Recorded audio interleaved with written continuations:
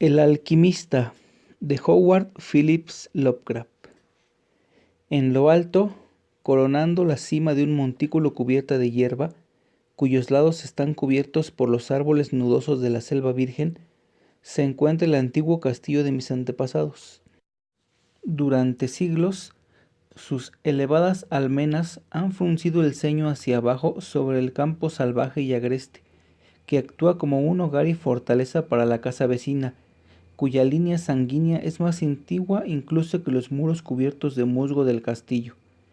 Estos antiguos torreones, castigados por generaciones por las tormentas, desmoronándose por la lenta pero poderosa presión del tiempo, formaron en los tiempos del feudalismo una de las fortalezas más temibles y formidables en toda Francia.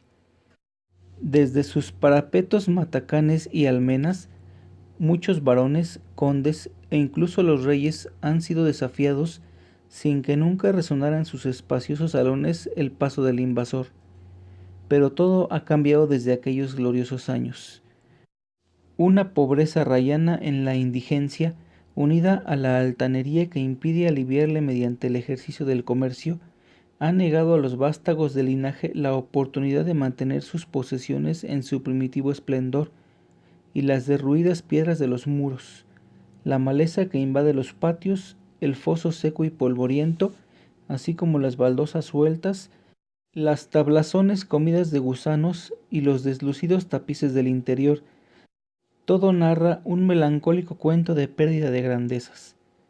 Con el paso de las edades, primero una, luego otra, las cuatro torres fueron derrumbándose, hasta que tan solo una sirvió de cobijo a los tristemente menguados descendientes de los otrora poderosos señores del lugar.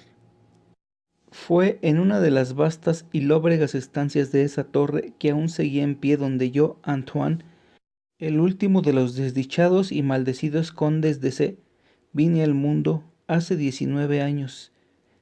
Entre sus muros y entre las oscuras y sombrías frondas, los salvajes barrancos y las grutas de la ladera, pasaron los primeros años de mi atormentada vida. Nunca conocí a mis progenitores. Mi padre murió a la edad de 32, un mes después de mi nacimiento, alcanzado por una piedra de uno de los abandonados parapetos del castillo, y, habiendo fallecido mi madre al darme a luz, mi cuidado y educación corrieron a cargo del único servidor que nos quedaba, un hombre anciano y fiel de notable inteligencia, que recuerdo que se llamaba Pierre.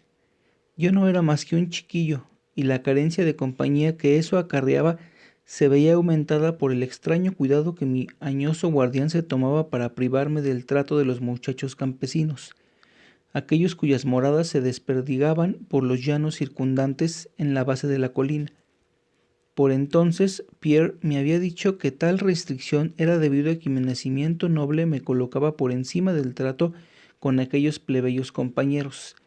Ahora sé que su verdadera intención era ahorrarme los vagos rumores que corrían acerca de la espantosa maldición que afligía a mi linaje, cosas que se contaban en la noche y eran magnificadas por los sencillos aldeanos según hablaban en voz baja al resplandor del hogar en sus chozas. Aislado de esa manera, librado a mis propios recursos, ocupaba mis horas de infancia en hojear los viejos tomos que llenaban la biblioteca del castillo, colmada de sombras, y en vagar sin ton ni son por el perpetuo crepúsculo del espectral bosque que cubría la falda de la colina.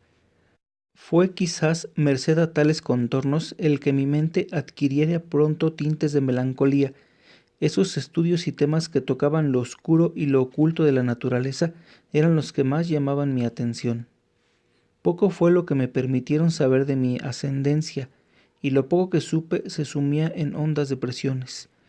Quizás al inicio fue sólo la clara renuencia mostrada por mi viejo preceptor a la hora de hablarme de mi línea paterna lo que provocó la aparición de ese terror que yo sentía cada vez que se aludía a mi gran linaje, aunque al abandonar la infancia conseguí fragmentos inconexos de conversación, dejados escapar involuntariamente por una lengua que ya iba traicionándolo con la llegada de la senilidad y que tenían alguna relación con un particular acontecimiento que yo siempre había considerado extraño, y que ahora empezaba a volverse turbiamente terrible. A lo que me refiero es a la temprana edad en la cual los condes de mi linaje encontraban la muerte.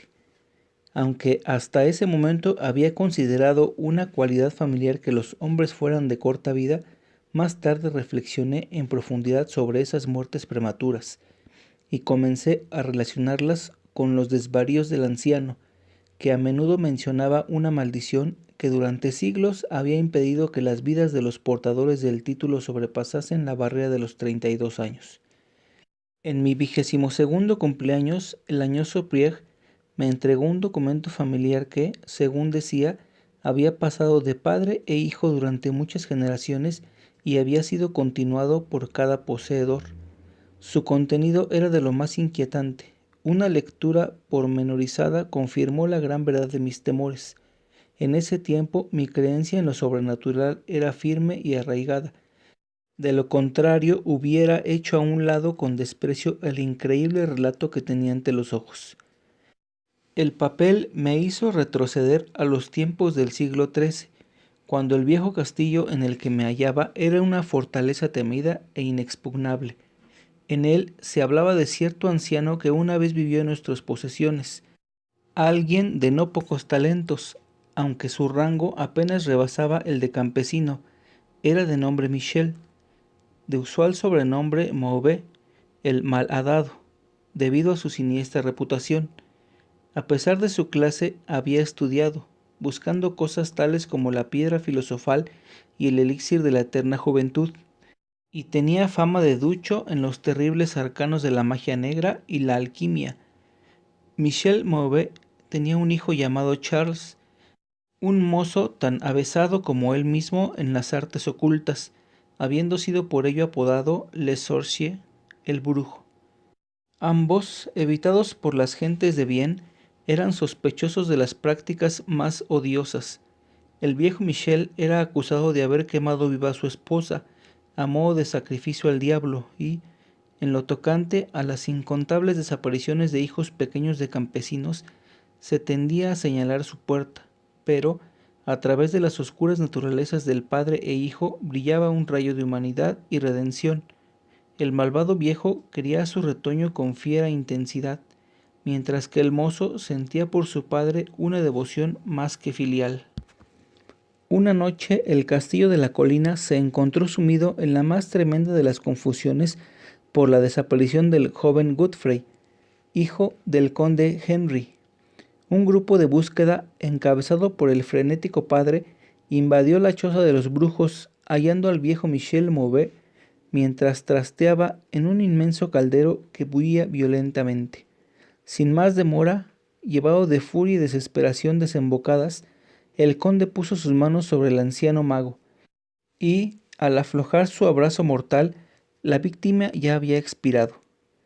Entretanto, los alegres criados proclamaban el hallazgo del joven Godfrey en una estancia lejana y abandonada del edificio, anunciándolo muy tarde, ya que el pobre Michel había sido muerto en vano. Cuando el conde y sus amigos dejaron la sencilla cabaña del alquimista, la figura de Charles Le Sorcier se presentó bajo los árboles. La charla excitada de los domésticos más próximos le reveló lo sucedido. Aunque pareció indiferente en un principio al destino de su padre, luego, yendo lentamente al encuentro del conde, pronunció en voz apagada pero terrible la maldición que, en adelante, afligiría a la casa de C. Nunca sea que un noble de tu estirpe homicida viva para alcanzar mayor edad de la que ahora posees, proclamó cuando, repentinamente saltando hacia atrás al negro bosque, sacó de su túnica una redoma de líquido incoloro que arrojó al rostro del asesino de su padre, desapareciendo al amparo de la negra cortina de la noche. El conde murió sin decir palabra y fue sepultado al día siguiente, con apenas 32 años. Nunca descubrieron rastro del asesino, aunque implacables bandas de campesinos batieron las frondosas cercanas y las praderas que rodeaban la colina. El tiempo y la falta de recordatorios aminoraron la idea de la maldición de la mente de la familia del conde muerto. Así que cuando Godfrey, causante inocente de toda la tragedia y ahora portador de un título, murió traspasado por una flecha en el transcurso de una cacería en la edad de 32 años. No hubo otro pensamiento que el de pesar por el deceso. Pero cuando, años después, el nuevo joven conde, de nombre Robert, fue encontrado muerto en un campo cercano y sin mediar causa aparente, los campesinos dieron en murmurar acerca de que su amo apenas sobrepasaba los 32 cumpleaños cuando fue sorprendido por su temprana muerte. Louis, hijo de Robert, fue descubierto ahogado en el foso a la misma fatídica edad y, desde ahí, la crónica ominosa recorría los siglos. Henrys, Roberts, Antoine y Armands, privados de la vida felices y virtuosos cuando apenas rebasaban la edad que tuviera su infortunado antepasado al morir. Según lo leído, parecía cierto que no me quedaban sino 11 años. Mi vida, tenida hasta entonces en tan poco, se me hizo ahora más preciosa cada día que pasaba, y me fui progresivamente sumergiendo en los misterios del oculto mundo de la magia negra. Solitario como era, la ciencia moderna no me había perturbado y trabajaba como en la Edad Media, tan empeñado como estuvieran el viejo Michel y el joven Charles en la adquisición de conocimiento demonológico y alquímico. Aunque leía todo cuando caía en mis manos, no encontraba explicación para la extraña maldición que afligía a mi familia. En escasos momentos de pensamiento racional, podía llegar tan lejos como para buscar alguna explicación natural, atribuyendo las tempranas muertes de mis antepasados al siniestro Charles Le Sorcier y sus herederos, pero descubriendo tras minuciosas investigaciones que no había descendientes conocidos del alquimista, me volví nuevamente a los estudios ocultos y de nuevo me esforcé en encontrar un hechizo capaz de liberar a mi estirpe de esa terrible carga. En algo estaba plenamente resuelto: no me casaría jamás, y, ya que las ramas restantes de la familia se habían extinguido, pondría fin conmigo a la maldición. Cuando yo frisaba los 30, el viejo Pierre fue reclamado por el otro mundo. Lo enterré sin ayuda debajo las piedras del patio por el que tanto gustara de deambular en la vida. Así quedé solo para meditar, siendo el único ser humano de la gran fortaleza, y en el total aislamiento mi mente fue dejando de rebelarse contra la maldición que se avecinaba para casi llegar a acariciar ese destino con el que se habían encontrado tantos de mis antepasados. Pasaba mucho tiempo explorando las torres y los salones ruinosos y abandonados del viejo castillo, que el temor juvenil me había llevado a rehuir y que, al decir del viejo Pierre, no habían sido hollados por el ser humano durante casi 4 siglos. Varios de los objetos hallados resultaban extraños y espantosos. Mis ojos descubrieron muebles cubiertos por polvo de siglos, desmoronándose en la putridez de largas exposiciones a la humedad.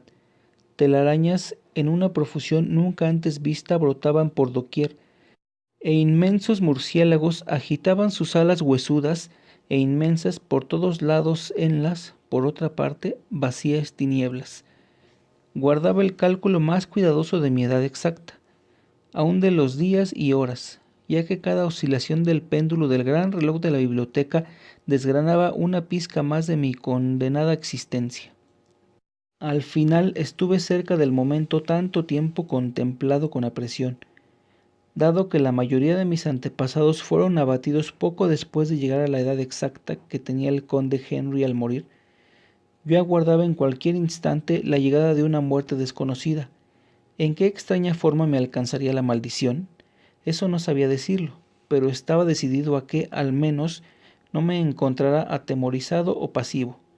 Con renovado vigor me apliqué el examen del viejo castillo y cuánto contenía. El suceso culminante de mi vida tuvo lugar durante una de mis exploraciones más largas en la parte abandonada del castillo, a menos de una semana de la fatídica hora que yo sabía había de marcar el límite final en mi estancia en la tierra, más allá de la cual yo no tenía siquiera atisbos de esperanza de conservar el hálito.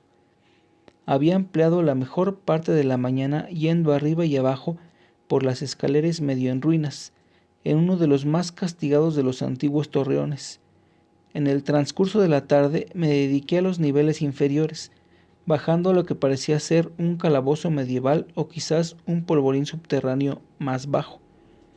Mientras deambulaba lentamente por los pasadizos llenos de incrustaciones al pie de la última escalera, el suelo se tornó sumamente húmedo y pronto, a la luz de mi trémula antorcha, descubrí que un muro sólido, manchado por el agua, impedía mi avance. Girándome para volver sobre mis pasos, fui a poner los ojos sobre una pequeña trampilla con anillo, directamente bajo mis pies. Deteniéndome, logré alzarla con dificultad, descubriendo una negra abertura de la que brotaban tóxicas humaredas que hicieron chisporrotear mi antorcha, a cuyo titubeante resplandor vislumbré una escalera de piedra. Tan pronto como la antorcha que yo había abatido hacia las repelentes profundidades ardió libre y firmemente, emprendí el descenso. Los peldaños eran muchos y llevaban a un angosto pasadizo de piedra que supuse muy por debajo del nivel del suelo. Este túnel resultó de gran longitud e iba a dar a una gruesa puerta hecha de roble, rezumante con la humedad del lugar, que resistió firmemente cualquier intento mío de abrirla. Cesando tras un tiempo en mis esfuerzos, me había vuelto un trecho hacia la escalera, cuando sufrí de repente una de las impresiones más profundas y enloquecedoras que pueda concebir la mente humana. Sin previo aviso, escuché crujir la pesada puerta a mis espaldas, girando lentamente sobre sus oxidados goznes. Mis inmediatas sensaciones no son susceptibles de análisis. Encontrarme en un lugar tan completamente abandonado como yo creía que era el viejo castillo, ante la prueba de la existencia de un hombre o un espíritu, provocó en mi mente un horror de lo más agudo que pudiera imaginarse. Cuando al fin me volví y encaré la fuente del sonido, mis ojos debieron desorbitarse ante lo que veían. En un antiguo marco gótico se encontraba una figura humana. Era un hombre vestido con un casquete y una larga túnica medieval de color oscuro. Sus largos cabellos y frondosa barba eran de un negro intenso y terrible, de increíble profusión. Su frente, más alta de lo normal, sus mejillas consumidas, llenas de arrugas, y sus manos largas, similares a garras y nudosas, eran de una mortal y marmórea blancura como nunca antes viera en un hombre. Su figura, enjuta hasta asemejarla a un esqueleto, estaba extrañamente cargada de hombros y casi perdida dentro de los voluminosos pliegues de su peculiar vestimenta. Pero lo más extraño de todo eran sus ojos, cavernas gemelas de negrura abisal, profundas en saber, pero inhumanas en su maldad. Ahora se clavaban en mí, lacerando mi alma con su odio, manteniéndome sujeto al sitio. Por fin la figura habló con una voz retumbante que me hizo estremecer debido a su honda impiedad e implícita malevolencia. El lenguaje empleado en su discurso era el decadente latín, empleado por los menos eruditos durante la Edad Media, y pude entenderlo gracias a mis prolongadas investigaciones en los tratados de los viejos alquimistas y demonólogos. Aquella aparición hablaba de la maldición suspendida sobre mi casa, anunciando mi próximo fin, e hizo hincapié en el crimen cometido por mi antepasado contra el viejo Michel Mauvais, recreándose en la venganza de Charles Le Sorcier. Relató cómo el joven Charles había escapado al amparo de la noche, volviendo al cabo de los años para matar al heredero Godfrey con una flecha, en la época en que éste alcanzó la edad que tuviera su padre al ser asesinado. Cómo había vuelto en secreto al lugar, estableciéndose ignorado en la abandonada estancia subterránea, la misma en cuyo umbral se recortaba ahora el odioso narrador. Cómo había apresado a Robert, hijo de Godfrey, en un campo, forzándolo a ingerir veneno y dejándolo morir a la edad de 32, manteniendo así la loca profecía de su vengativa maldición. Entonces me dejó imaginar cuál era la solución de la mayor de las incógnitas, cómo la maldición había continuado desde el momento en que, según las leyes de la naturaleza, Charles Le Sorcier hubiera debido morir, ya que el hombre se perdió en digresiones, hablándome sobre los profundos estudios de alquimia de los dos magos, padre e hijo, y explayándose sobre la búsqueda de Charles Le Sorcier del elixir que podía garantizarle el goce de vida y juventud eternas. Por un instante su entusiasmo pareció desplazar de aquellos ojos terribles el odio mostrado en un principio, pero bruscamente volvió el diabólico resplandor y, con un estremecedor sonido que recordaba el siseo de una serpiente, alzó una redoma de cristal con evidente intención de acabar con mi vida, tal como hiciera Charles Le Sorcier 600 años antes con mi antepasado. Llevado por algún protector instinto de autodefensa, luché contra el encanto que me había tenido inmóvil hasta ese entonces y arrojé mi antorcha, ahora moribunda, contra el ser que amenazaba mi vida. Escuché cómo la ampolla se rompía de manera inofensiva contra las piedras del pasadizo, mientras la túnica del extraño personaje se encendía, alumbrando la horrible escena con un resplandor fantasmal. El grito de espanto y de maldad impotente que lanzó el frustrado asesino resultó demasiado para mis nervios, ya estremecidos, y caí desmayado al suelo fangoso. Cuando por fin recobré el conocimiento, todo estaba espantosamente a oscuras y, recordando lo ocurrido, temblé ante la idea de tener que soportar aún más, pero fue la curiosidad lo que acabó imponiéndose. ¿Quién, me preguntaba, era este malvado personaje y cómo había llegado al interior del castillo?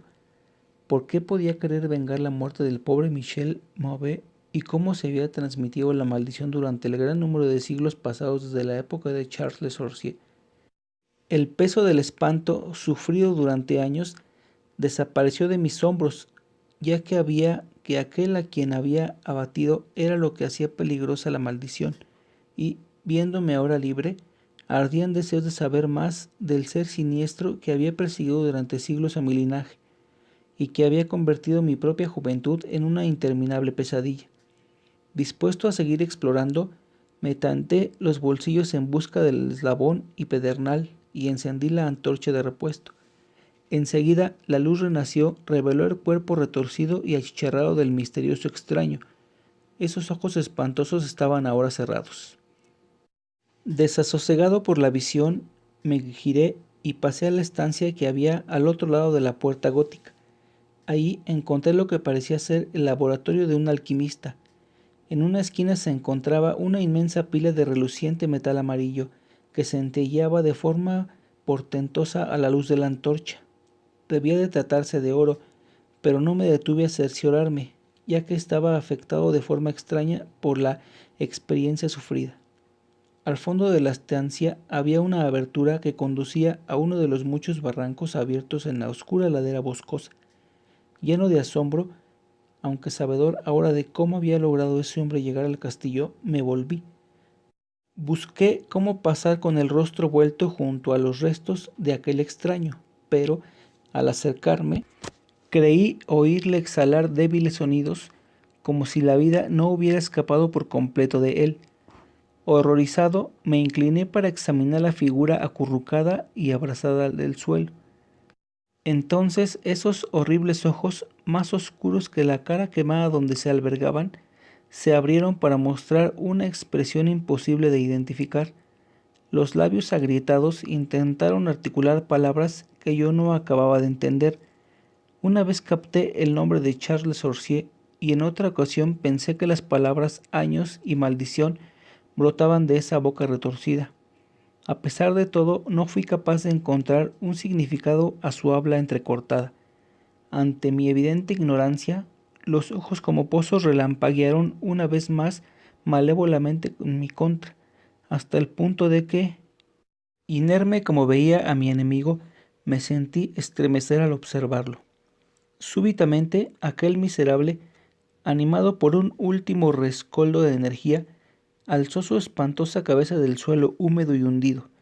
Entonces recuerdo que, estando yo aún paralizado por el miedo, recuperó la voz y con aliento agonizante vociferó las palabras que en adelante habrían de perseguirme durante todos los días y las noches de mi vida. «¡Necio!», gritaba.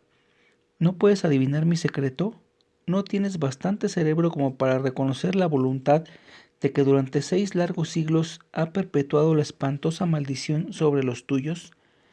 ¿No te he hablado del gran elixir de la eterna juventud? ¿No sabes quién desveló el secreto de la alquimia? Pues fui yo que he vivido durante 600 años para perpetuar mi venganza, porque yo soy el mismo Charles Le Sorcier. Fin. Muchas gracias por escuchar el audiolibro. Suscríbanse al canal, denle like, compartan y si quieren escuchar alguno en particular déjenlo en los comentarios. Gracias y hasta la próxima.